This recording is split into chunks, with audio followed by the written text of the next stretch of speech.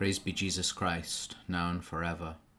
Obviously, our prayers are very much with the people of Israel at this incredibly difficult time.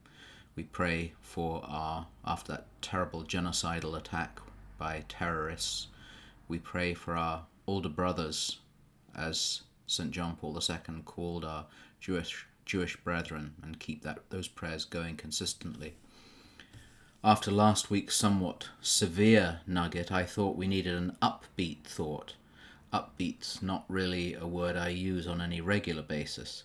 And then we saw that genocidal attack on Israel, and upbeat seems a little less easy. However, the subject of this week's nugget, our little food for thought for the week, is both positive and, I think, faith-strengthening.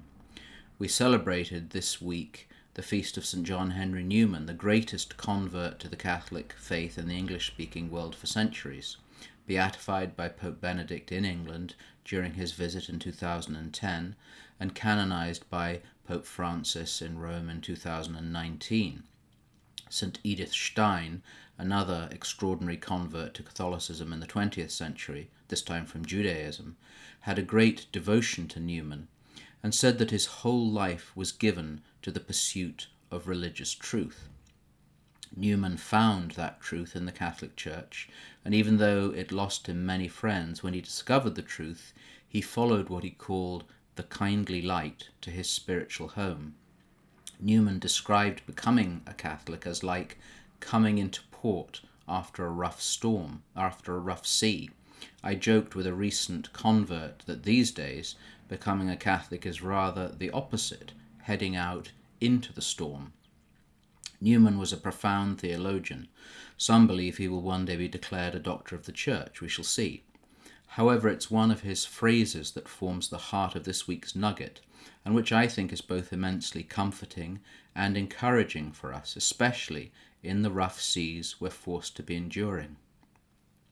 Speaking of difficulties with the faith, which we all have over certain doctrines or teachings, St. John Henry made the critical point of the difference between a difficulty and a doubt. They are two quite different things. Indeed, he said that difficulty and doubt are incommensurate. Most beautifully, he said that 10,000 difficulties do not make one doubt. Jesus said to the poor chap forever called Doubting Thomas, "Doubt no longer, but believe."